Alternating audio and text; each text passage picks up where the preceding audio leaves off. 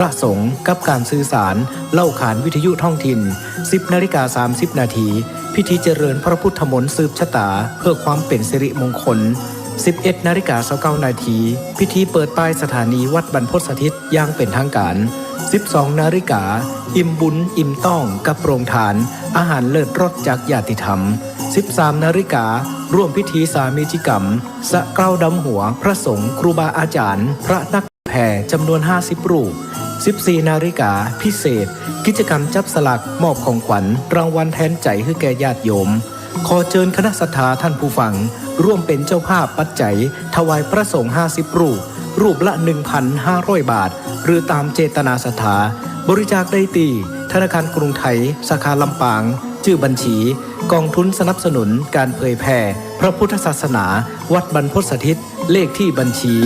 503-15564-4 สอบถามรายละเอียดเพิ่มเติมโทร 086-586-7540 หรือ 098-005-2515 เมษายนนี้เฮามาห่วมสะเกล้าดำหัวร่วมสืบสารประเวณีปีใหม่เมืองณวัดบรรพตสถิตลำปางคลื่น 106.50 เมกะเฮิรตซ์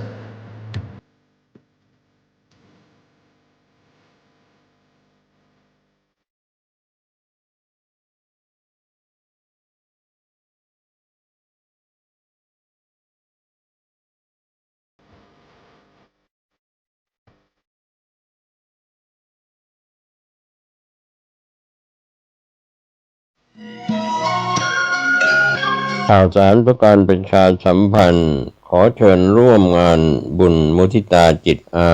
ยุวัฒนมงคลพระครูวินัยธรนันทวัฒน์อิสระยาโนผู้ช่วยเจ้าวาดวัดดอนตันอำเภอแม่ริมจังหวัดเชียงใหม่ฉลองสมโภชครบรอบวัดดอนตัน288 ปีรับเป็นเจ้าภาพโรงทานเจ้าภาพจตุปัจจัยทายธรรมถวายสังฆทานรวมไปถึงถวายโลงศพติดต่อสอบถามได้ณวัดดอนตันตำบลแก้วอำเภอแม่ริมจังหวัดเชียงใหม่วันเสาร์ที่ 9 พฤษภาคม 2569 ได้บุญได้กุศลได้ความดีโดยทั่วหน้ากัน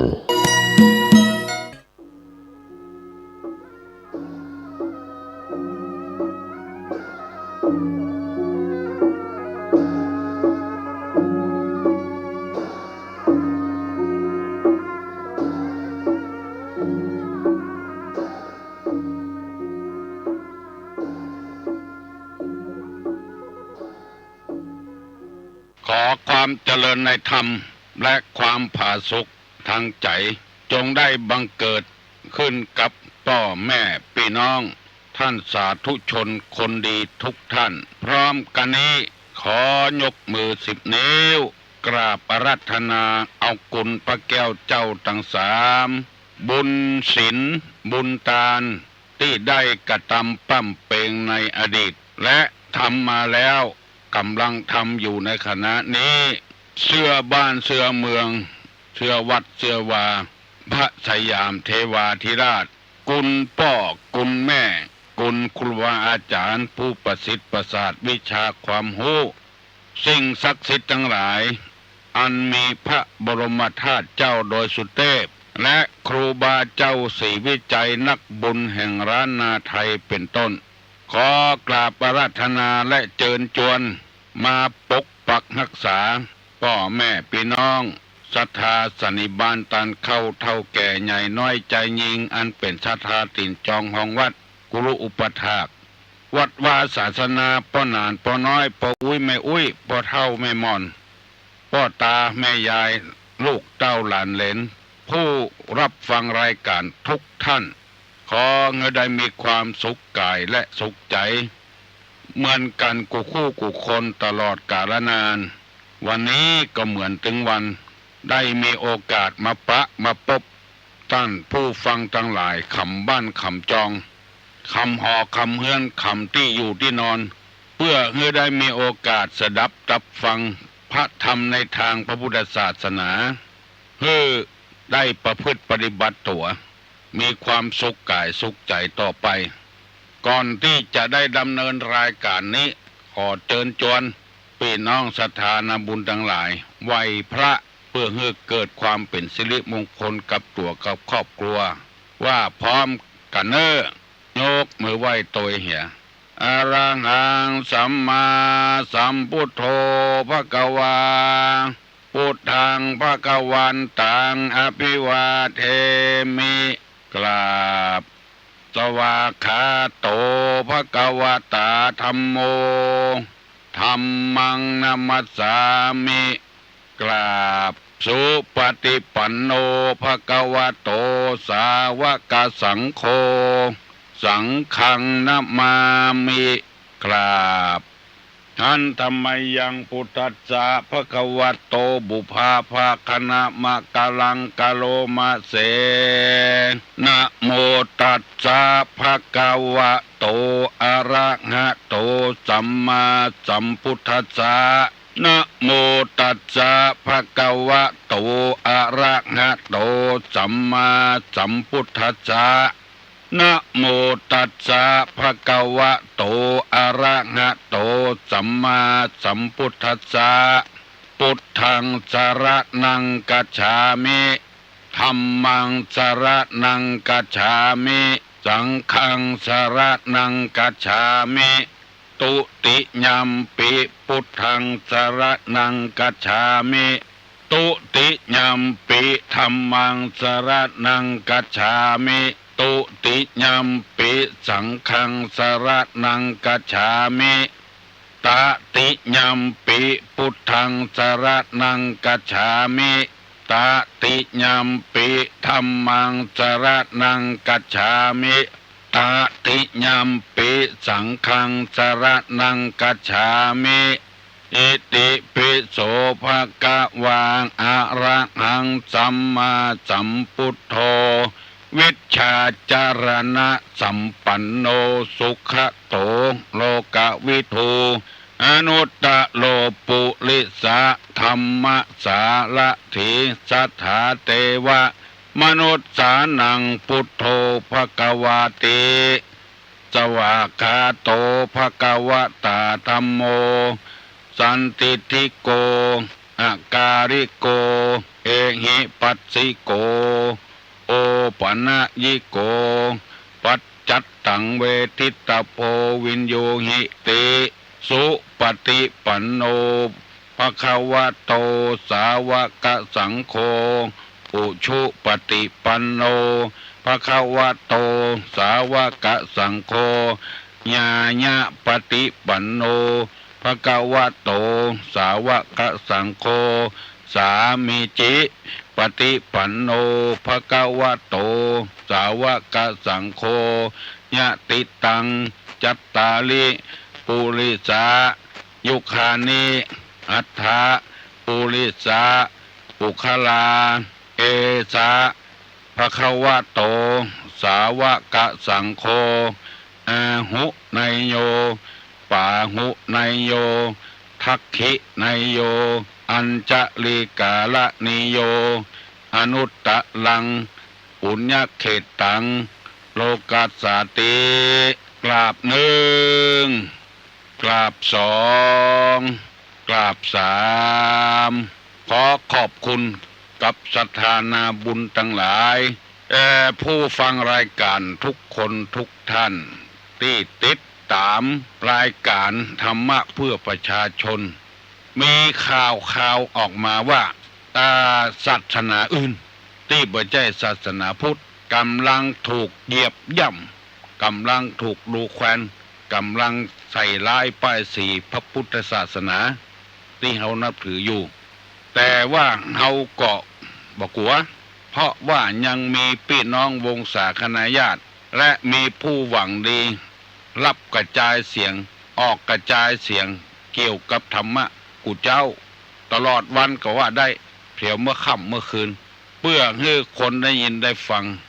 ได้หมดทุกข์หมดโศกเกี่ยวกับธรรมะธรรมโมในทางพระพุทธศาสนาเฮาบ่หวั่นวิตกหยังถึงจะเอาคนเฮาไปก็เอาไปที่ไหนก็อยู่ในบ้านในเมืองเขาเนี่ยเปิ้นฮ้องก็ว่าเรือล่มในหนองทองอย่าไปไหนแต่ขอให้เป็นคนดีเตอะเป็นไอ้หยังก็จ้างเตอะท ถ้ามันดีแล้วศาสนาใดก็จ้างขอโทษเถอะเป็นจ้างก็คนก็ไปหาฝึกจ้างฮือการฮือหมอบการฮืออองไม้กะเป็นหมาก็มีราคากว่าหมาธรรมดาเป็นลิงเป็นวอกเอาไปเล่นละครก็ยังดีกว่าเป็นแมวหูกรรมก็ยังมีกล้ากว่าแต่ขอฮืออย่าไปวุ่นวายจะไปเดือดร้อนรับถือศาสนาอย่างก็ได้แต่พระพุทธศาสนานี่เป็นศาสนาที่มีการอภัยมีการเย็นคือกันดังที่ปรากฏในข่าวต่างๆมันเป็นธรรมชาติที่ว่ามีการต่อต้านพรรคนั้นพรรคนี้เพราะว่าธรรมชาติหน่วยต้นใดมันหวานคนก็บาดเดือดร้อนคนก็เอามาปลูกมาเอาสืบเชื้อสืบพันธุ์ต้นใดมันบ่หวานเปิ้นก็ต่อตาเอาต้นที่บ่หวานน่ะเอาอันหวานน่ะมาต่อตาเอาหน่วยต้นมันส้มแต่หน่วยมันหวานเปิ้นก็ยังใจใดอยู่คนจะถือศาสนายังก็ถือศาสนาได้พุทธศาสนานี่บ่รังเกียจเดียดฉันแต่ว่าจะไปเบียดเบียนซึ่งกันและกันถ้าเบียดเบียนก็ยุ่งอย่างที่ผากฏในหูปก็คือนี้เปิ้นว่าไม้ใดทำมันหยาบก็ต้องเอากระดาษทรายหยาบนะเขาถูไม้อันใดที่มันละเอียดแล้วก็เอากระดาษทรายที่ละเอียดเขาถูมันเป็นธรรมชาติแล้วเมื่อมันเป็นต้นอยู่เขาจะเอามีดเน็บมีดเหลาเข้าไปฟันมันก็บ่แปรมันต้องเอามุยต้องเอาเลื่อยเมื่อมันกิ่งน้อยๆไปเขาก็ใจมีดน้อยๆไปตามนั้นธรรมดาคนก็อย่างเดียวกัน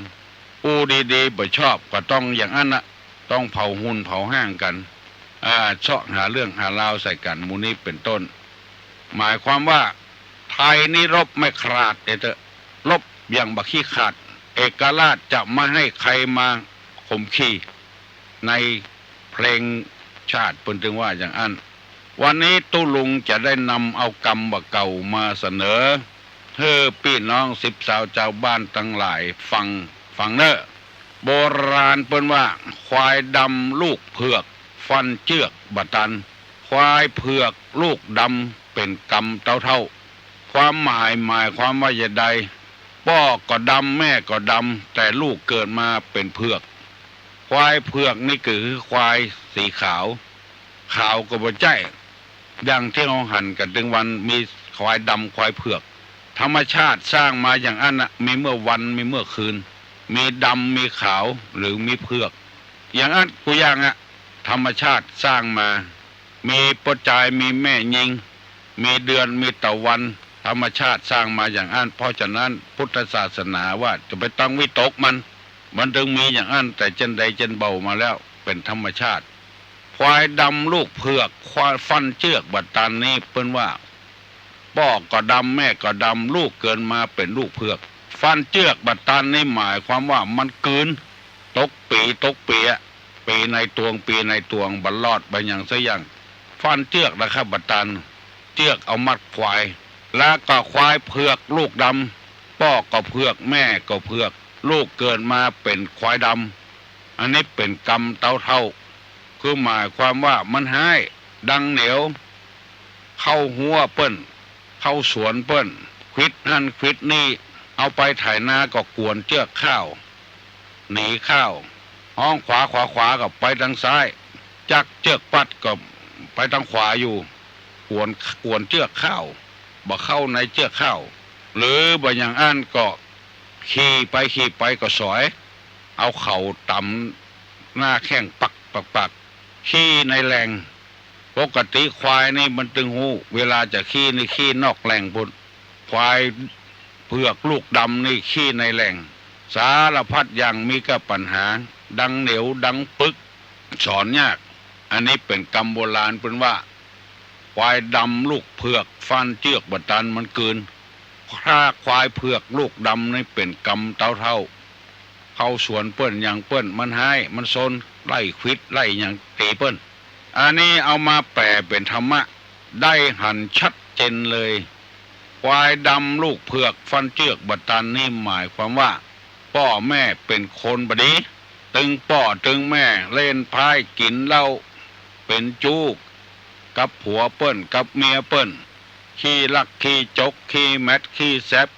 ขี้เหล้าหน้าจากขวัญเปิ้นขี้ดูแควนเปิ้นขี้ประมาทเปิ้นอิจฉาริษยาเปิ้นมีหันหมดอันเนี้ยควายดำพ่อก็ดำแม่ก็ดำบ่เข้าวัดบ่เข้าวาบ่ไปวัดบ่ไปวาบ่จำศีลกินทานถือว่านับถือศาสนาเก่าอยู่ในสัมมโนครัวศาสนาอย่างมีหันหมดแต่ว่าตัวนี้บ่เข้าวัดบ่เข้าวาบ่สนใจในศีลในธรรมอย่างสักอย่างอันนี้เปิ้นเฮาว่าควายดำถ้าลูกเกิดมาเป็นคนมีศีลมีธรรมไปบวชไปเป๊กอยู่วัดอยู่วาจำศีลปั้มเป้งภาวนามีคนเคารพนับถือสักการะบูชาอันนี้เปิ้นเฮาว่าลูกเผือกฟันเจือกบัดตานี่หมายความว่าเอาครอบครัวทรัพย์สมบัติแม้แต่พ่อแต่แม่ศรัทธาก็แปลงหอแปลงเฮือนยกย่องเป็นคนดีบางทีก็ได้โล่พ่อแม่ได้โล่แถมซ้ำลูกพ่อแม่เป็นคนทุกข์คนยากลูกนี่เป็นคนอุดมสมบูรณ์ไปได้ผัวดีเมียดีเปิ้นอุปการะช่วยเหลือแปลงบ้านแปลงจองซื้อรถซื้อลางให้พ่อให้แม่อันนี้ฮ้องว่าควายดำลูกเผือกฟันเจือกบัดตานี่หมายความว่าทรัพย์สมบัติเข้าของเงินคำมาอยู่โละจนบ่มีที่ไว้เพิ่นว่าอย่างอี้น่ะฟังทีเถอะฟังตุลุงเถอะมันเป็นกรรมที่ม่วนนะแล้วเกิดมาขึ้นในอย่างเปิ้นเกิดมาเปิ้นจะฮื้อสอนลูกว่าฮื้อเป็นคนดีกว่าพ่อกว่าแม่ถ้าพ่อแม่เป็นคนบ่ดีก็พ่อเอาควายเอาเปิ้นดูแคลนเปิ้นประมาทเสียเงินเสียทองจนบ่มีเงินทองส่งลูกส่งเต้าเข้าห้องเขาเฮียนบ่มีที่อยู่ที่อาศัยไปแอบไปอ้างเปิ้นลูกต้องเป็นคนดีต้องมันห้ำมันเฮียนศึกษาเล่าเรียนบางคนนี่กรุงเทพยังมาหันกำเตื้อลูกไปเพียเมืองนอกพุ่นละไปอังกฤษพุ่นอเมริกาพุ่นไปเยอรมันพุ่นไปฝรั่งเศสพุ่นอันนี้ควายดำลูกเผือกพ่อแม่กินเหล้าอองแออยู่บ้านน่ะลูกไปเมืองนอกพุ่นแล้วพ่อแม่เป็นเจ้าให้เจ้านาลูกเป็นนายอำเภอลูกเป็นผู้ว่าราชการจังหวัดลูกได้เป็นครูบาอาจารย์เป็นด็อกเตอร์เป็นผู้อำนวยการอันนี้ฮ้องว่าควายดำลูกเผือกฟันเจือกได้ครับบัดตาน่ะมัน โวยน้ำไปมันกลืนน้ำไปมันออกมาเร็วน้ำไปแล้วควายเผือกลูกดำนี่เป็นกรรมเท่าพ่อแม่ดีมีความรู้เป็นครูบาอาจารย์เป็นนายอำเภอเป็นปลัดเป็นคนพิคนหาทรัพย์สมบัติมาให้ลูกให้เต้าแต่ว่าลูกได้ดำประพฤติปฏิบัติบดีไปคบคนบดีไปเล่นเกมเล่นสปะสะปืนตีบดีนะลูกควายฮะเรียนหนังสือก็ติดอยู่ตลอดเวลาบึดติดอันนั้นติดวิทยาศาสตร์บึดติดภาษาอังกฤษมาเหมือนเปิ้นพ่อแม่ก็โตกใจเป็นกรรมเท่าคนเดียวไปบุบไปตีเปิ้นตัวบ่ไปแต่เปิ้นฝูงไปก็ได้รวบรวมเอากันทั้งหมดกำเดียวก็ขึ้นล่วงขึ้นศาลเป็นกรรมนี่คือกรรมฟ้องกรรมร้องเนี่ยกรรมเดียวพ่อแม่ก็ได้ไปไถ่ไปถอนเอาเงินทองพ่อบ่มีจนพอจำน้องที่ให้ที่นาให้ลูกให้เต้าแบบนี้ก็บ่ได้ว่าบ่ฮักลูกบ่ฮักเต้าอันนี้ควายเผือกลูกดำเป็นกรรมเท่าถ้าไผ่ยังบัดเต็มใจเตื้อใครให้ตุลุงอธิบายมากกว่านี้ก็บึดก็โทรศัพท์มาได้เพราะว่ารายการเรายังมีแถมอันนึงคืออันนี้เป็นสุภาษิตกรรมโบราณอันนี้ธรรมะในทางพุทธศาสนาอันนี้เป็นข้อพิสูจน์อันนี้ว่าด้วยการพิสูจน์ว่าความเป็นพวกพ้องเป็นพี่เป็นน้องเป็นผัวเป็นเมียเป็นตู้เจ้าเป็นศรัทธากันเป็นลูกศิษย์กับครูบาอาจารย์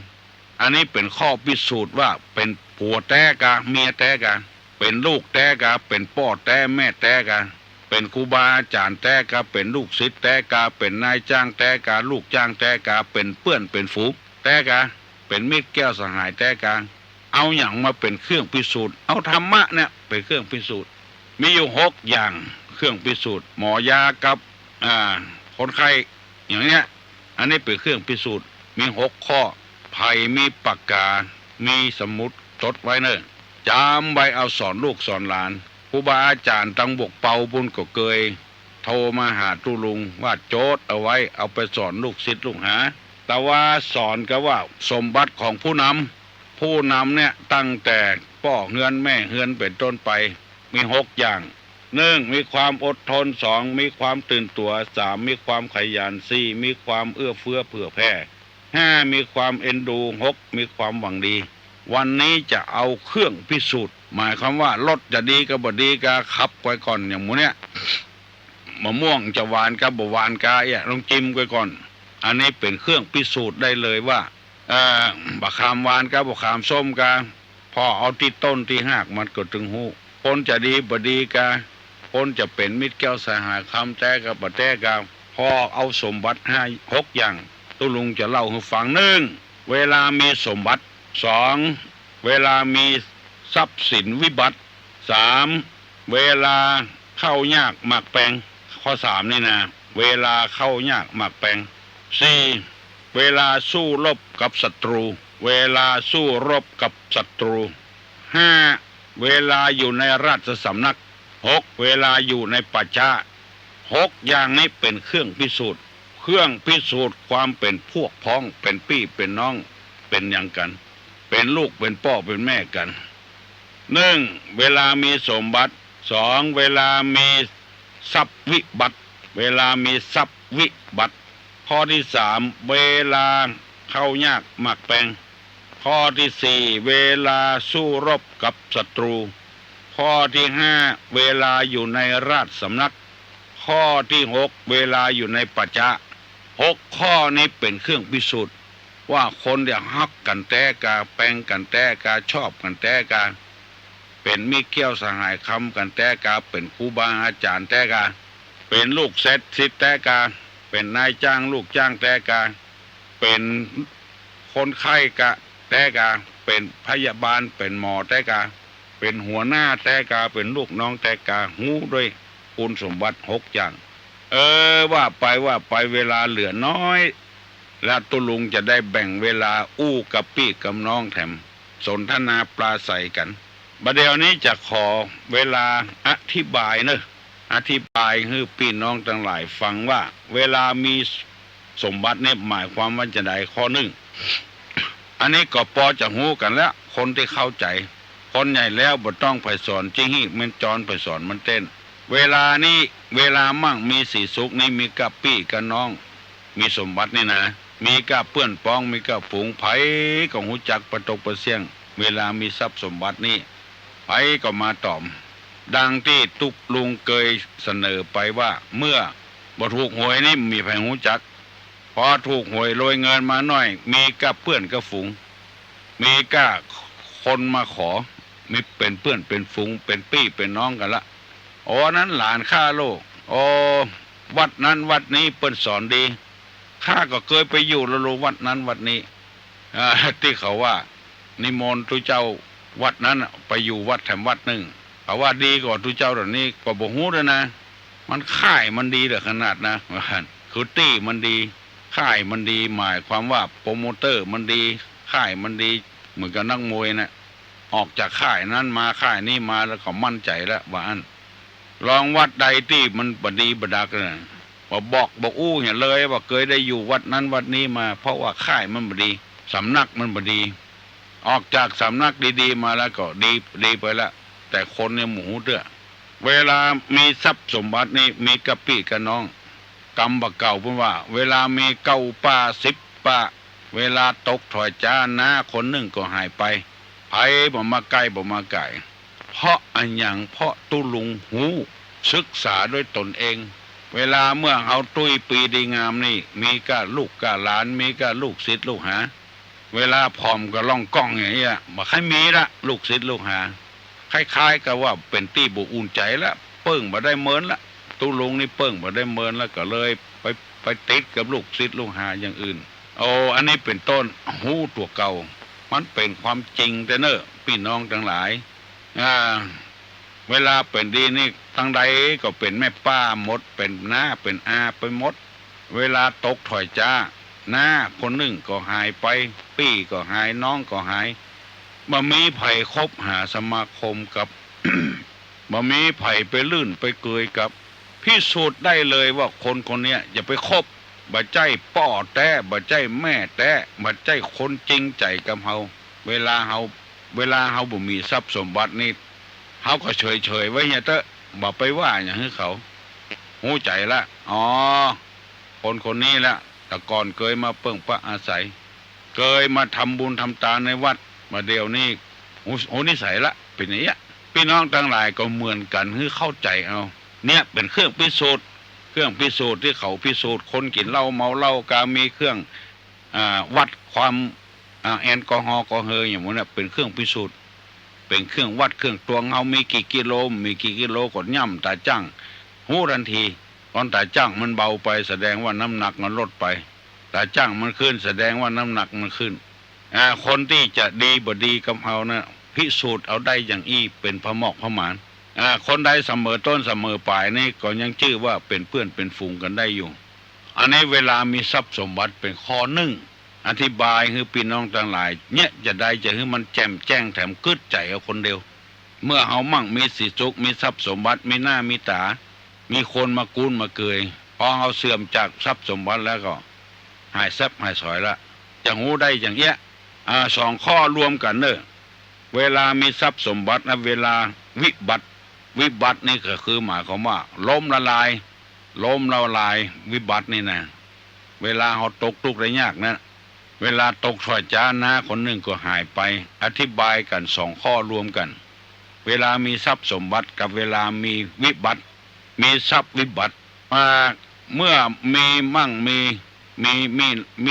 มิตรมากมายเมื่อไม่มีหมูหมาก็ไม่มามอง นี่เขาว่ากันอันนี้เป็นเครื่องพิสูจน์นะบ่ได้มักได้ผลเนี่ยเป็นเครื่องพิสูจน์บ่ได้เป็นเครื่องพิสูจน์เวลามีหน้ามีตามีชื่อมีเสียงกาเวลาได้มีทรัพย์สมบัตินี่มีพี่มีน้องนักวงศาคณาญาตินักพอเพื่อวิบัติมาเมื่อลูนมาข้อที่สองบ่ฮู้จักละไผที่ไหนฮะบ่เคยฮู้จักนะถ้ามั่งมีสีสุขมีหน้ามีตานี่ฮู้จักกะเป็นญาติเป็นพี่เป็นน้องเธอบ่ใจญาติใจพี่ใจน้องกันสักอย่างก็มากู้นมาเกยได้จำใส่ใจไว้เพราะฉะนั้นจงจำกรรมที่ว่าเจ็บแล้วต้องจำเมื่อเขาเจ็บแล้วก็เปิ้นเฉยต่อเขาก็ต้องเฉยใส่เปิ้นละ เปิ้นมาอะไรไงดีเนี่ยกับเขาก็บ่ต้องอะไรไงดีกับเปิ้นอันนี้เป็นธรรมะออกตัวมาแล้วกับภัยก็ตามเถอะที่หูตัวอย่างอีกก็เอากันเป็นพี่เป็นน้องกันอย่างเก่าอย่างเดิมจะไปดูแคว้นกัน เอากันเป็นมิตรแก้วสหายคำอย่างเดิมไปมาหาสู่กันจะไปคิดว่าเขาตกทุกข์ได้ยากและช่วยอย่างเหลือเขายังบ่ได้จะไปประมาทลาสาที่ดูแคว้นบ่ได้อย่างที่ตุลงนำมาเสนอนะ ไก่บ่มีนมก็เลี้ยงลูกได้งูบ่มี บ่มีเตียงก็ขึ้นต้นไม้ได้ปูบ่มีหัวก็เตียวได้เนี่ยที่ว่าวันความซื่อเนี่ยแล้วก็ลูกคนเร็วก็ยังเป็นคนดีได้เป็นไปรับใจเจ้าฟ้ามหากษัตริย์ปุ่นก็ได้ลูกคนโง่เมื่อลูนมาพ่อแม่ลูกคนโง่พ่อแม่เป็นคนโง่ลูกเป็นนักบาชก็ได้ลูกคนจนยังเป็นเศรษฐีก็ได้เขาจะไปประมาทลาสายังคบหาสมาคมกับกันอย่างเก่าอย่างเดิมถึงเขาบ่มีทรัพย์ก็ตามเถอะเมื่อมีทรัพย์ไปหาเปิ้นไม่มีทรัพย์ไปหาเปิ้นหมดเนี่ยให้คนฟังได้พิจารณาเอาที่กรรมเปิ้นว่าราชสีห์นอนหลับอยู่หนูก็บ่ฮู้ว่าเป็นราชสีห์ไต่ขึ้นไต่ล่องรบกวนกำเดียวราชสีห์ก็อดบ่ได้เอาตีนย่ำไว้หนูบอกว่า โอ้ขอไว้ชีวิตข้าเด้อข้าบ่ฮู้ว่าเป็นพญาราชสีห์ก็อย่าฆ่าติ๊กๆอ้างนั่นอ้างนี่บอกว่าถ้าท่านเดือดร้อนอย่างข้าจะช่วยเนอะพญาราชสีห์ว่าตัวใดอี้มาช่วยได้อย่างไรมาเป็นอย่างหน้าขอปล่อยข้าเถอะไว้ชีวิตข้าตัวน้อยราชสีห์ก็เลยปล่อยทำวันหนึ่งราชสีห์ไปติดบ่วงนายพรานก็คนใส่แหวไว้ไปติดบ่วงดิ้นอย่างใดก็บุรุษห้องเต็มบ้านแต่เมืองราชสีห์มันเสียงดังอย่าหนูได้ยินเขาใส่นี่เป็นพญาราชสีห์โลกก็เลยไปพอกไปติดบ่วงของนายพรานเอาเขี้ยวสองซี่ตั้งหน้านะครบเชือกบ่วงของนายพรานตัวน้อยที่สุดมาก็เชือกนั้นก็ปุดราชสีห์ก็เป็นอิสระได้ ฟังเถอะเนอะพี่น้องทั้งหลายตี้ไผ่หุโทรมาบอกทุลุงว่า ฟังทุลุงแล้วมันม่วนนะได้รับความหูนะ เอามาประดับประดาตัวต่างหากโอ้ดีอกดีใจกับพี่กับน้องที่ตุลุงไปบ่มีเจตนาให้อย่างสักอย่างมีเจตนาดี แต่ก่อนเมื่อยามหนุ่มยามกำก็ไปเต้ตามบ้านตามเมือง หลายที่หลายตังเฉลี่ยแล้วก็ตึงวันในเดือนปีหนึ่ง365 วัน วัน2 เตื้อก็มีบางวันก็บ่มีวัน3-4 เตื้อก็มีมาเฉลี่ยแล้วปีหนึ่ง365 วันวันเดียวนี้มันไปบ่ได้แล้ว ลูกศิษย์ลูกหาเพิ่นก็ปากันอันสร้างสถานีวิทยุกันน้อยๆเพื่อชุมชนเพื่อมันอยู่ด้วยกันอย่างมีความสุขบ่ฮื้อดูแคว้นกันบ่ฮื้อประมาทกันมาว่าศาสนานั้นดีศาสนานี้ให้มีแผนการที่จะฮุบเอาบ้านเอาเมืองศาสนานี่มันบ่ได้เกี่ยวกับกฎหมายบ่ได้ว่าการเงินการทองฮื้อคนดีคนจะดีบ่ดีก็เอาเผยแพร่ศาสนาของใครของมันแต่อย่าไปประมาทจะไปดูแคว้นกันจะไปใส่ร้ายป้ายสีกันตั้งคนตั้งเผยแพร่ศาสนาออกวิทยุจะไปว่าอย่างฮื้อกันก็แล้วกันคนเฮามันมักเหมือนกันบางคนมักเพชรบางคนมักเกมอย่างนั้นน่ะมัน6 โมงเกินตามสัญญาแล้วเนาะฮัลโหลมาตรฐานเก้าถ้าถามอันนี้ถามคำเดียวกันเนอะบ่ได้ยินทีเฮ้ยฮัลโหลเจ้าอันเจ้าก็มีจะมาถามด้วยเนาะมาถามว่าอันเดี๋ยวนี้เปิ่นมีหากระจายนะเปิ่นบ่มีที่ไว้อะเปิ่นเอามาปุจจาอีกจะมาไว้บ้านได้ก็เจ้ามันไม่ใหญ่อ่ะโอ้นัก8 กิโลโอ้มีที่ไว้ว่ะบ้านแต่ที่มีที่เปิ่นที่มันมีที่ไว้อ่ะเปิ่นห้องเปิ่นกีดเปิ่นมาเอาละอีกเปิ่นถ้าได้เอาไปเตะอีกเอามาไว้จะมาไว้บ้านไว้อย่าโอ้ดีกะแล้วมันสูงมี10 นิ้วก่อนแล้วหน้าตักมี9 นิ้วอ่ะโอ้9 นิ้วก็ดีกะวิเศษกะ9 หน้า9 ตาเจ้าแล้วจะไปบวชด้วยอีกเอาไปเอาไปสมโพธินะเจ้าเปิดยานเปิดตาพระเจ้าผู้คนโอ้ดีละเอาไปฝากเพื่อนน้องเจ้าถ้าบ่มีอันเนี้ยบ่มีขี้ผึ้งปิดตาได้ก็ปิดก็บ่เลิกบ่เตยอย่างขี้ผึ้งโอ้ขี้ผึ้งธรรมดาที่เป็นคุบก็ได้อ่ะส่วนมากนี่เพิ่นเอาปิดตาพระพุทธเจ้าเนาะอ๋ออันนี้บ่เป็นหยังเนาะเป็นหยังมันมีขี้ผึ้งก็ได้เนาะถ้าถามเพิ่นนานบ่ว่าเพิ่นว่าเอาผ้าขาวคุมไว้คุมไว้คุมหน้าคุมตาพวกก็ได้แล้ว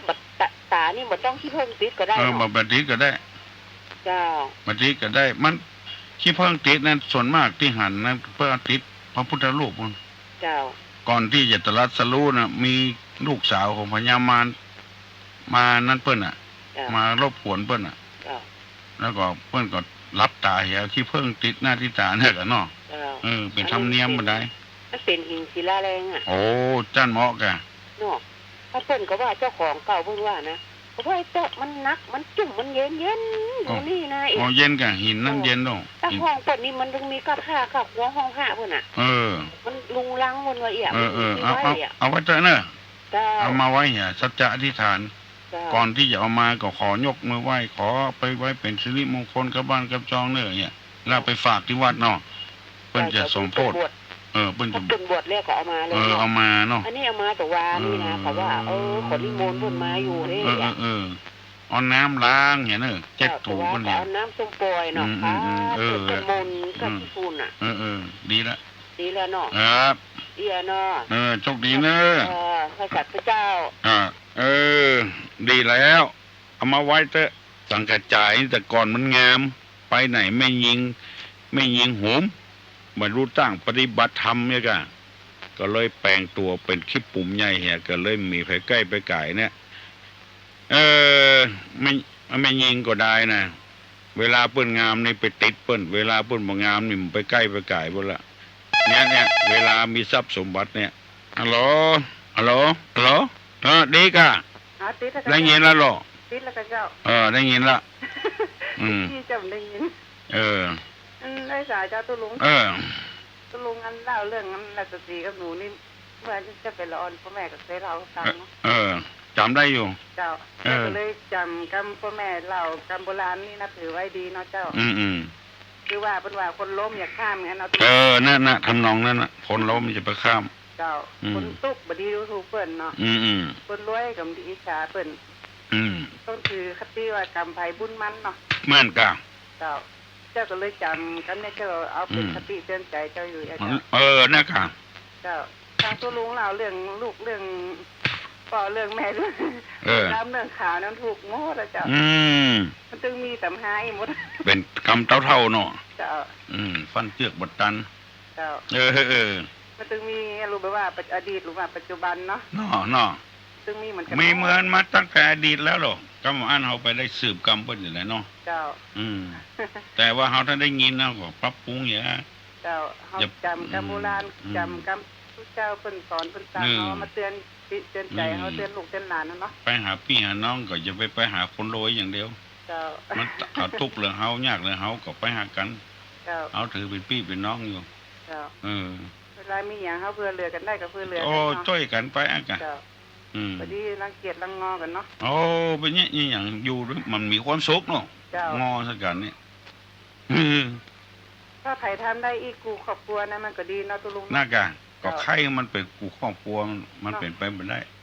มันก็เป็นยากคิดใส่ใจมันค่ะแม่นแต่คนถ้ามันฟังธรรมะมีจิตใจมีธรรมะมันก็ดีกับตัวเองดีกับดีกับตัวเองแต่เจ้านี่มันฟังตุลุงฟังเจ้าที่เพิ่นสอนเพิ่นสั่งนะจ๊ะยินดีเนอะเจ้าขอบคุณเจ้าฝากไปอย่างนั้นเนอะบุญรักษาเนอะครับอยู่ดีมีสุขอายุมั่นขวัญยืนตุลุงได้อธิบายไป2 ข้อเหตุแต่วันพุกก็ได้อธิบายต่อแถมนอได้2 ข้อเหตุแต่เวลามัน6 โมงเกินไปละลุกเนอะเดี๋ยวนี้ขวายแล้วนะฮัลโหล2 โหล3 โหลลุงนี่ผมโทรจากละปูนเนาะตุลุงบ้านอย่างแน่บ้านหมูเปิ้งตุลุงหมูจี้เมืองจี้เมื่อก่อนดีลูกเจ้าถึงวันในตุลุงตั้งตุลุงว่ามาเอาตัวมาอันสอนตอนเจ้านี่เนาะครับลูกสาวครับเมียก็อย่างเขาลุงฟังตุลุงนั่นตุลุงแต่ว่านี่นะไปวัดอาบาด400เนาะตุลุงเนาะแล้วก็พอดีพุทธวัดเป็นคือเนาะตุลุงเนาะเหมาะแต่โถไปหันนี่เพิ่งตุลุงว่ากล้าเป็นล้าน40แล้วก็ไปที่แรกว่าจะไปแวะตุลุงก่อนแล้วก็ซื้อก็ฟังไปบุญก่อนเนาะวันไปก็เดือดตุลุงแล้วพอดีไปก็อันไปหันอันไอ้บิ๊กไม้มาแวะหาตุลุงนี่ค่ะพูดมันก็ไก่เห็นนะตุลุงเนาะแม่น่ะแล้วพอดีไปหันนักตุลุงเป็นเกียรติกรรมปริศนานะว่าไม่ยิงเอาเงินยิงเอาหัวพอใจออกลูกเนาะแล้วก็มีหันแหนมกำ1แล้วก็อันแห้ง3 ตัวแล้วก็อันลงมันหนองสีแจงเนี่ยตุลุงแกก็ตุลุงสอนว่าอย่างไรนะครับเราอธิบายไปถามเพิ่นแล้วหนองสีแจ้งนั่นก็คือกำแพงแห้ง3 ตัวก็คือพระพุทธพระธรรมพระสงฆ์แล้วก็ไม่ยิงมารพอใจเกิดลูกนั้นหมายความว่าไม่ยิงเกิดลูกในบ้านแล้วก็มาฮือทุเจ้าเลี้ยงเอกอ่ะเกิดลูกในบ้านทุเจ้ามีไม่ยิงแล้วก็แค่3 ตัวเด้อตุลุงว่าพระพุทธพระธรรมพระสงฆ์ว่าอันโนพระพุทธพระธรรมพระสงฆ์แห้งนี่มันกินก็ของจ่ายอ่ะคนที่เปิ้นบัดจานก็เปิ้นก็บ่ได้กินอีกละไปลู่ไปแย่งไปขอเมตตาผาลมเปิ้นก็บ่มีทุเจ้าตนใดไล่ขึ้นไล่ล่องเทาะไปขอเมตตาผาลมเปิ้นน่ะอันนั้นก็ไม่ใช่ทุเจ้าเนี่ยเปิ้นปริศนามันเลิกโลกบิณฑบาตก็เหมือนกันไม่ใช่เข้าไปเห็นในบ้านในจองในหอในเฮือนอย่างนั้นเตียวไปอย่างนั้นน่ะไผฮื้อก็จุกหยาเปิดฝาคือเปิ้นใส่หยาไปบ่ฮื้อก็แล้วไปแห้งนี่มันกินกับของเน่าบ่โลของตายบ่โลของบ่ตายมันกินมันบ่เบียดเบียนไผเนี่ยแห้ง3 ตัวนะดีเด้อ ดีเต้นะครับโถตะกอนเนี่ยผมก็ปูเนาะโอ้มาเปิดฟังฟ้าตุลุงค่ะตุลุงฟังเมินล่ะก็หลังจากนั้นก็ฟังมาเลยน้องก็จะโทรมาหาตุลุงบัดนั้นไปสักเกียร์ฟังนะครับแล้วจะแวะมาหาตุลุงแต่ว่าก็มาเสียเฟซบอก5 โมงเลยตุลุงเนาะมันค่ำแล้วมันก็บดมือเดียวไปเข้าไปหาตุลุงบอกจะเข้าไปวัดตุลุงก็อันก็มันค่ำก็ตุลุงแจอันเนี่ยก็เลยว่าวันใหม่กันเนี่ยเนาะนะครับส่วนมากพักผ่อนเป็นยังอันไหนวันมากพักผ่อนผมเป็นยังเนอะวันหน้าตาก็มาปะมาพบกันก็ได้ครับแล้วก็อันที่ถามตุลุงเหมือนกันว่าบางทีเนี่ยตุลุงอย่างงานศพงานอย่างในเราแม่ตายก็เปลี่ยนผุ่งเป็นตายกันนี่นะแล้วเป็นสอบปวดเหตุกรรมเดียวแล้วแต่หมายถึงเซตพิธีอย่างเงี้ยหมายถึงเสียศพแล้วก็อันที่เสียตุลุงมันจะได้บุญได้กุศลได้พระอานิสงส์อย่างนี้ตุลุงฮะเนี่ยอันนี้มันเป็นมติว่าได้บวชเอามติก็จะย่อๆฟังเนาะครับผมไปฟังหูแล้วเนอะครับพี่น้องที่ฟังทั้งหลายก็ฟังไว้เหียมันเรื่องของเรื่องมันเปิ้นมีทำผูกเปนว่า2 ผัวเมียนะโอ้บัดเนี้ยหยังบ่เข้าวัดเข้าว่าบัดจิมศีลภาวนาหันทุเจ้าก็จังอย่างมื้อนี้ก็ไปเสาะหาของป่าฆ่าสัตว์ตัดชีวิตปลัดหลวงฟื้นมากินถึงวันแล้วมีลูกคนนี้ก็อย่างที่ตุลุงว่าตะเกียเนี่ยควายดำลูกเผือกเนี่ยเป็นคนมีจิตศรัทธาเลื่อมใสเป็นคนมีศีลมีธรรมวันหนึ่งไปปะใส่ตุเจ้าไปบิณฑบาตโอ้มีความเลื่อมใสกิริยามารยาทดีก็เลยไปถามว่าบวชเป็นอย่างนี้เนี่ยก็ทุเจ้าก็เลยผู้ฟังว่าบวชในสำนักพระพุทธเจ้าบ่ฮือเบียดเบียนไผอย่างไผบิณฑบาตมาเจ้าก็เป็นการออกกำลังไปในตัวโพดคนให้ได้พ้นจากความทุกข์ความยากให้สบายใจได้ให้กินให้ทานนี่ก็ขอบวชทุเจ้าตัวนั้นว่าบวชบ่ได้ไปขออนุญาตกับพ่อกับแม่ให้ก่อนพอดีไปขออนุญาตกับพ่อกับแม่บ่ฮือไปลูกมีคนเดียวอย่างเงี้ยก็เลยบ่กินข้าวอีกอ่อนไปก็เลย2 คนปรึกษากันว่าไปบวชเถอะเนี่ยกับลูกไปบวชปั้มเปงภาวนาไอ้กะมีศีลมีธรรมอย่างครูบาเจ้าศรีวิจัยเนี่ยเอาเข้ากับคนเรื่องหรือเคารพสักการะบูชาวันหนึ่งแม่มันกับพ่อมันแม่มันนี่ก็ไปเอาหลัวไปนั่งใต้ต้นไม้เอาหลัวมาแล้วพักฝันจะเป็นฝันครับเป็นความจริงหมูมีโปรจาย4 คนนุ่งผ้าแดงมาจับเอานางไปจะตกมโนหกพ่อนางบ่ได้ทำบุญทำทานอย่างสักอย่างไปหันจะเปลวไฟมีสีแดงสีเหลืองงามก็มาหันสีผ้ามันนึกถึงสีผ้าลูกข้าสีไฟนี่อย่างงามแต่งามว่ามันเหลืองงามเหมือนลูกข้าเมื่อบวชใหม่อันเนี้ยแล้วก็เอาไปจับมโนหกจ่ามโนหกเอาไปตกมโนหกไฟดับประตกเป็นเสียงไฟมโนหก2 เตื้อ 3 เตื้อก็ห้องมาสอบสวนว่าบ่ได้ทำบุญทำทานอย่างมีอย่างเดียวนะลูกข้าไปบวชบุญเอียแล้วก็เลยบ่ฮื้อตรงมโนโหกรรมสอนนางว่าฮื้อกินฮื้อตานก็เลยเอาปิกมาสู่บ้านนางก็คึกตื่นขึ้นมาเปี่ยวบ้านมาคนทั้งหลายฟังอันเนี้ยเพิ่นว่าวิญญาณของคนตายนะบางทีอาจจะหันชายผ้าเหลืองที่เขาว่านะหันปลายผ้าเหลืองของลูกหน้าที่หยัดไปตามมโนหกหันผ้าเหลืองของลูกเวลาบวชฮื้อนะกับปิกขึ้นมาเหี่ยบอกไปตรงมโนหกสกรรมอันเนี้ยย่อๆนะกรรมมันยาวแบบนี้ก่อนเข้าใจกับเรื่องนี้เข้าใจก่อนครับผมนะเพราะฉะนั้นบางคนก็ว่าเอาผ้าเหลืองมาเล่นมันหมูเกาหูเงามันคนได้หมูเกาหูเงานี่อันตรายนะก็แค่ตุลุงเหมือนเนาะคนอื่นคนอื่นเนาะเมืองจี้บุญตะครับเมืองจี้ละพูนครับบ้านหมูเปิ้งเนาะไอ้บุญธรรมเป็นกรรมการวัดด้วยแหละบุญธรรมเนาะบุญธรรมดีแล้วเนาะตุลุงเนาะได้ยินชัดก่อนได้ยินชัดดีตุลุงได้ยินชัดดีเนาะบุญจ้าตุลุงนะครับดีเป็นกติเด่นใจดีตุลุงเนาะเข้ามาละแกมันละก็ที่เพิ่งตั้งใจเนาะวัดลุงเนาะใจใส่ใจวัดใส่วาดีๆเนอะทำเนอะครับผม ตู้เจ้าพนายก็เหมือนกันก้อยอกเอาใจเปิ้นประเดี๋ยวนี้ตู้เจ้ามันนักแต่คนตู้เจ้าดีมันเขียมมันน่าก็ต้องมันน่าไ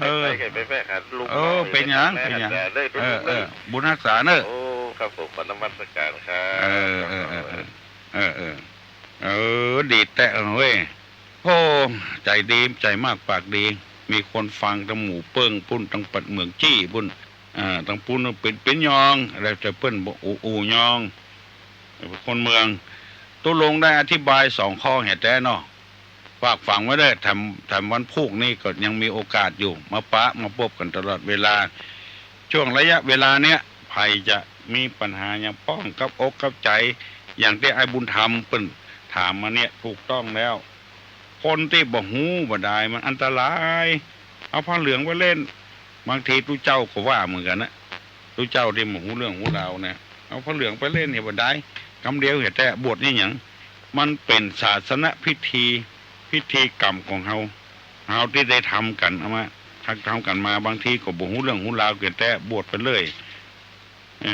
ถ้าหูเรื่องหูราวอีกก็บวชกะไม่เป็นหยัง5 วัดก็ถึงมีลงสูงเทียมฟ้าต่ำกว่าหญ้านิดเดียวอะไรเอ่ยสูงเทียมฟ้าต่ำกว่าหญ้านิดเดียวอะไรเอ่ยหรอสรุปแล้วแม่นแล้วอ๋ออันนี้อยู่ป่าซางเนอะโอ้ป่าซางบนบ้านยังหาบ้านหนองบัวป่าซางใต้พระบาทมึงเหรอครับพระบาทผ้าน่ะนั่นแหละครับโอ้ฟังกูเจ้าเนอะโอ้บ่ได้ยินบ่ชัดดีฮะม่วนดีเอ้ยนั่นแหละเข้าใจดีเข้าใจดีเนาะรักย่าหลวงจำนี่เอาอันนี้ลุงเอาประวัติของงานปีใหม่เมืองมากับมะปีใหม่เมืองน่ะใกล้เดือนจีปีใหม่เนาะครับเรียเด้อบุญรักษาเนอะครับหนองบัวประสางพุ่นก่อนใต้พระบาทตักผ้าพุ่นก่อนฮัลโหลลูกการเจ้า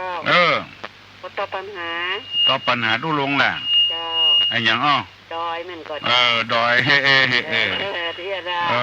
จกดีเนอะบุญรักษาเนอะตอบปัญหาสูงเทียมฟ้าต่ำกว่าหญ้านิดเดียวคือดอยหรือภูเขาคนไทยว่าภูเขาบ้านเฮาว่าดอยก็คือภูเขาเนี่ยสะเดาก็สะเลียมกระเทียมหอมขาวกะเพราก้มก้อเนี่ยฮัลโหลสวัสดีเจ้าตัวเจ้าสวัสดีจะถามหน่อยเจ้าจะถามปัญหาหน่อยเจ้าถามน่ะเพราะว่าทำไมตำรวจไม่ตรวจตอนกลางคืนเนี่ยหรอทำไมตำรวจไม่ตรวจตอนกลางคืนไม่ตรวจตอนกลางคืนเพราะอย่างแบบถามคนอื่นก่อนเนาะเจ้าไทยก็ได้เจ้าโชคดีเนอะจ้าว่าไทยก็ได้ตอบมาเนอะทำไมตำรวจไม่ตรวจเวลากลางคืนพี่พิสมัยเหรอไผก็อวดว่าพิสมัยนี้ตอบปัญหาเก่งน้องอามน้องบิมน้องพิมพ์น้องป๊อบไผตอบได้ตอบมาเนอะทำไมตำรวจไม่ตรวจเวลากลางคืนตอบได้ตอบมาเนอะถ้ายังบัดตอบเตื้อตุลุงจะถามแล้วเรียกกินก็วิ่งใส่ไปไหนก็วิ่งออกหน้าเวลาจะห้องกินก็วิ่งเข้าใส่เวลาไปไหนก็วิ่งออกหน้าอันอย่าง2 กำเนอะทำไมตำรวจไม่ออกตรวจกลางคืนแน่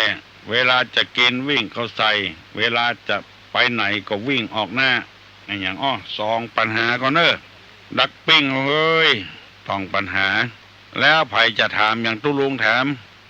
มมาเนอะคัดข้องมองใจเรื่องกินเรื่องตานเรื่องไปวัดไปวาการเรื่องไอ้อย่างต่างๆนานาในฐานะที่เราเป็นชาวพุทธไปคัดข้องมองอกมองใจอย่างก็ถามมาเนอะ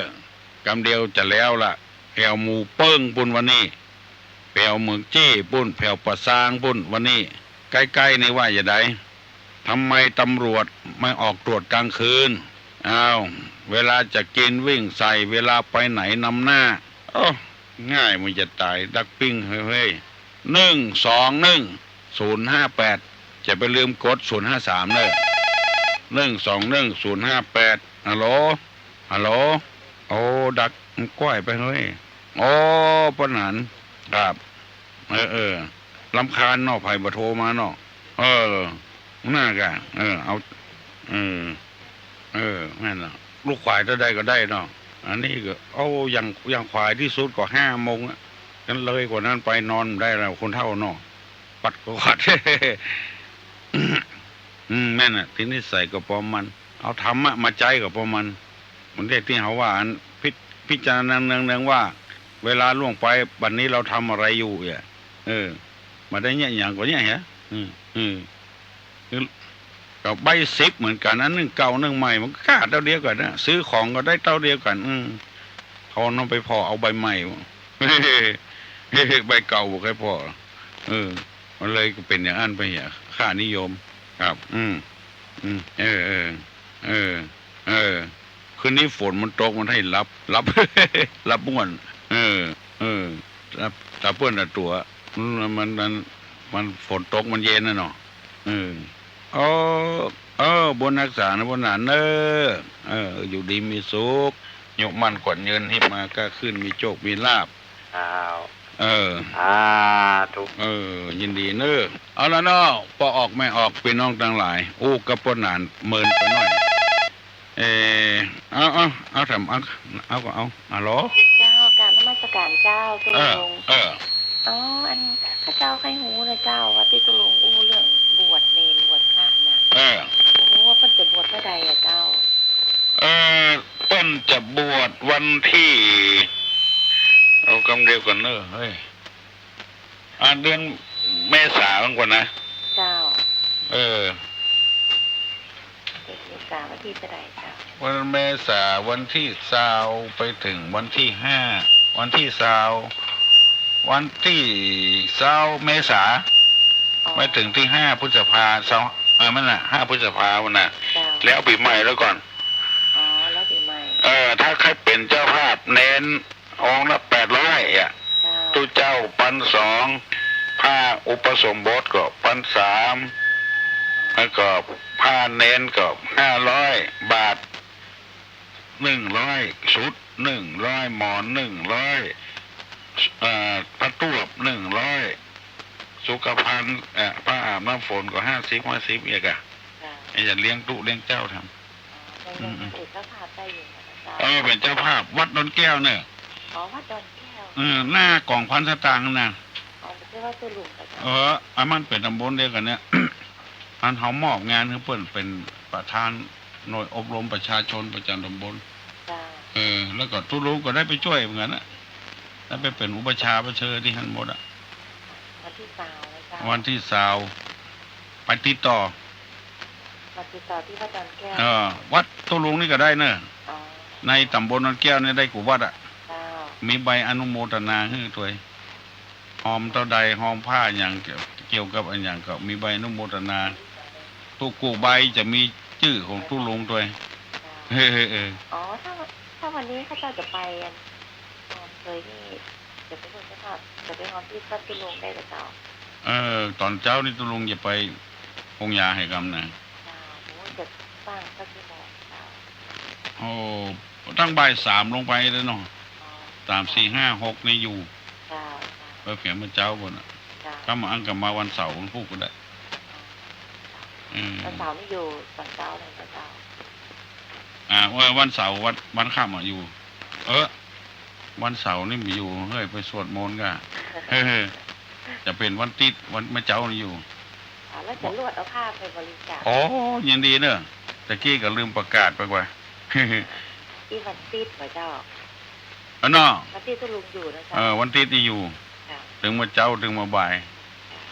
วันเสาร์ก็ตอนบ่ายมาก็ได้ตอนบ่ายก็ได้วันนี้อากาศดีแล้วหมอนะสบายใจวันนี้ก็ได้ตอนบ่ายเนอะยินดีเนอะโยมเนอะใจบุญได้แต่อนุโมทนาด้วย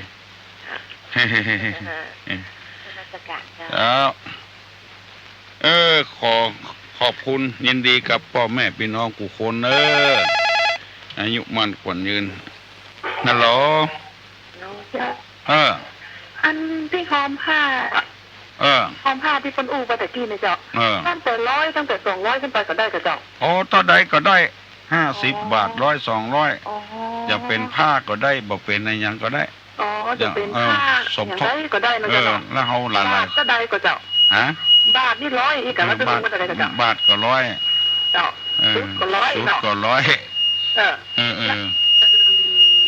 เจ้าผมมีใจแล้วก็นี่อัน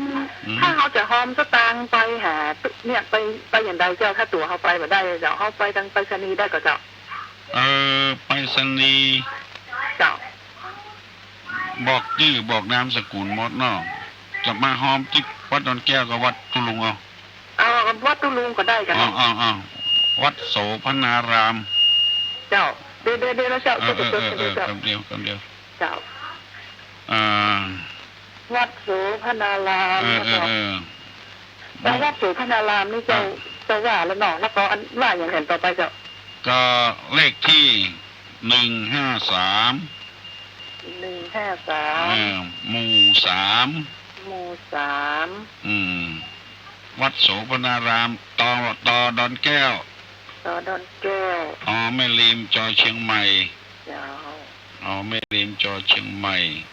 แม่ริมท่านนัดมาก็ได้อย่างก็ได้เจ้าก็แล้วก็เชียงใหม่นี่นะเจ้าเนาะเข้ากับตึงจากวัดเชียงใหม่วัดโสภารามนี่นะเจ้าโสภะกับเจ้าพอสำเภานี่พ่อสำเภากับเจ้าโสภะโสนี่สอเสือนะเจ้าเนาะสอเสือสอโอสอเสือเจ้าพอสำเภานอนเนนสระอานอนเนนสระอาโสภนารามนี่กับเจ้าโสภนารามรอเรือนะเจ้าเนาะรอเรือเจ้าโสภนารามเจ้าเนาะเจ้าอี้ก็เขาส่งไปทาง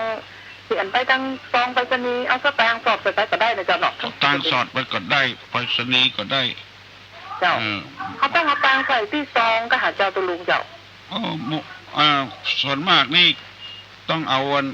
กระดาษเข้าสอดด้วยแบบนี้คือมันนึกหนาๆหน่อยเนอะการสตางค์นี่เขาว่าหลายคนนะมันเอาซองมาถึงนี่เนาะมันส่องแดดเนี่ยมันส่องไฟมันหันหูพระเจ้าแผ่นดินมันมาถึงละอันเจ้าเอาบุ่มในกระดาษเต็มกำเจ้าอันเจ้าจะส่งไปที่วัดตุลุงนี่นะเจ้าเจ้าเมื่อใดก็ได้นะเจ้าตั้งแต่วันศุกร์วันฮือไปนะเจ้าเนาะตั้งวันนี้ไปก็ได้เจ้านั่นก็ถ้าใครดีว่าตุลุงวัดโสพนารามมาตุลุงนี่เนาะตุลุงว่าเชื่อแต่ตุลุงเจ้านี่จะได้ถือนะเจ้าเนาะว่าตุลุงทองนี่ก็ดีนะเจ้าเนาะตุลุงทองว่าอันเดียวตุลุงทองโสพนารามนี่นะเจ้าเนาะเจ้าขอซื้อนะเจ้าอยากจะทำบุญร่วมนะเจ้าเนาะยินดีนะเจ้าได้ยินตุลุงคนอู้แล้วเจ้าก็มาได้สนใจเหมือนกันนะเจ้าได้กินได้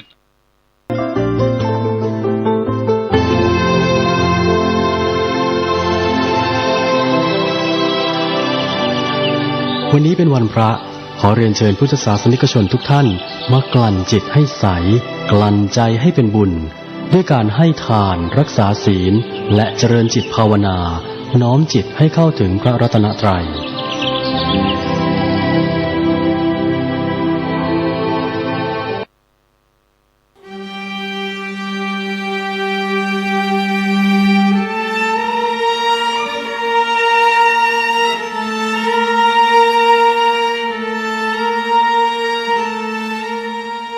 วัดพระสิงห์วรมหาวิหารโรงเรียนธรรมราชศึกษาเทศบาลนครเชียงใหม่ร่วมกับกรมการศาสนากระทรวงวัฒนธรรมจัดโครงการบรรพชาสามเณรภาคฤดูร้อนปีที่28ประจำปีพุทธศักราช2569น้อมอุทิศถวายเป็นพระราชกุศลแด่สมเด็จพระนางเจ้าสิริกิติ์พระบรมราชินีนาถพระบรมราชชนนีพันปีหลวงเฉลิมพระเกียรติสมเด็จพระกนิษฐาธิราชเจ้ากรมสมเด็จพระเทพรัตนราชสุดาสยามบรมราชกุมารีในวโรกาสเจริญพระชนมายุ71 พรรษาณวัดพระสิงห์วรมหาวิหารตำบลพระสิงห์อำเภอเมืองจังหวัดเชียงใหม่วันที่2 ถึง 13 เมษายนพุทธศักราช2569วันพุธ ที่ 1 เมษายนเวลา 14 นาฬิกาเชิญร่วมพิธีปลงผมณอาคารเรืองวิสุทธิ์โรงเรียนธรรมราชศึกษาวันพฤหัสบดีที่ 2 เมษายนเวลา 8 นาฬิกาขอเชิญร่วมพิธีบรรพชาเป็นสามเณรณพระวิหารหลวงวัดพระสิงห์วรมหาวิหารร่วมเป็นเจ้าภาพบรรพชาสามเณรรูปละ 1,500 บาทหรือถ้าเป็นเจ้าภาพภัตตาหารน้ำปานะถวายสามเณรภาคฤดูร้อนทุกรูปติดต่อสอบถามรายละเอียดเพิ่มเติมได้ที่พระครูปริยัติกิจจาภิวัตรโทรศัพท์ 0892642485 หรือบริจาคสมทบทุนได้ที่ธนาคารกรุงไทยชื่อบัญชีโรงเรียนธรรมราชศึกษาเลขที่บัญชี 5400138 ได้ตั้งแต่วันนี้เป็นต้นไป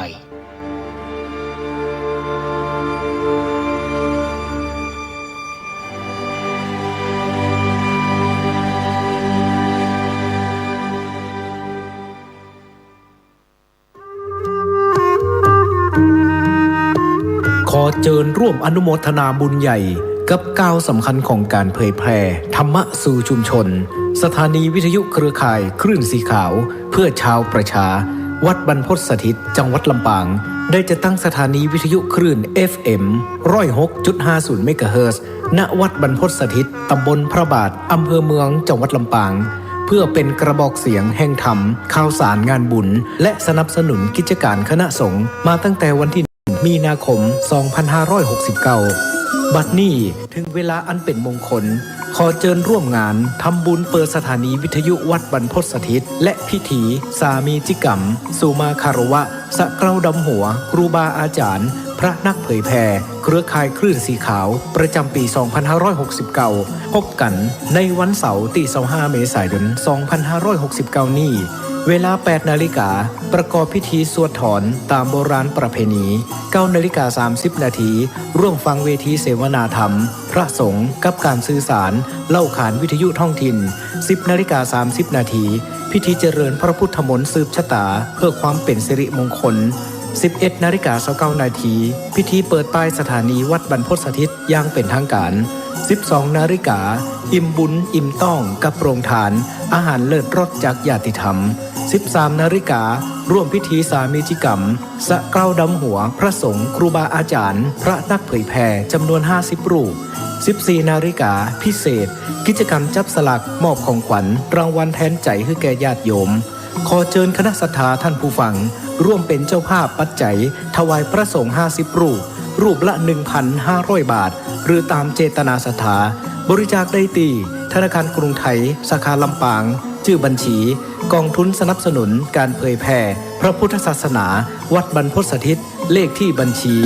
503-3-15564-4 สอบถามรายละเอียดเพิ่มเติมโทร 086-586-7540 หรือ 098-005-2515 เมษายนนี้เฮามาห่วมสะเกล้าดำหัวร่วมสืบสารประเวณีปีใหม่เมืองณวัดบรรพตสถิตลำปางคลื่น 106.50 เมกะเฮิรตซ์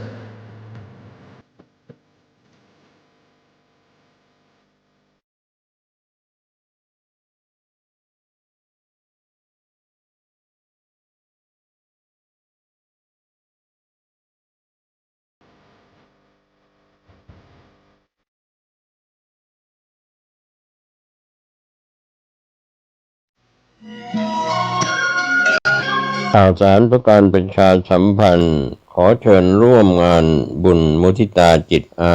ยุวัฒนมงคลพระครูวินัยธรนันทวัฒน์อิสระยาโนผู้ช่วยเจ้าวาดวัดดอนตันอำเภอแม่ริมจังหวัดเชียงใหม่ฉลองสมโภชครบรอบวัดดอนตัน288 ปีรับเป็นเจ้าภาพโรงทานเจ้าภาพจตุปัจจัยทายธรรม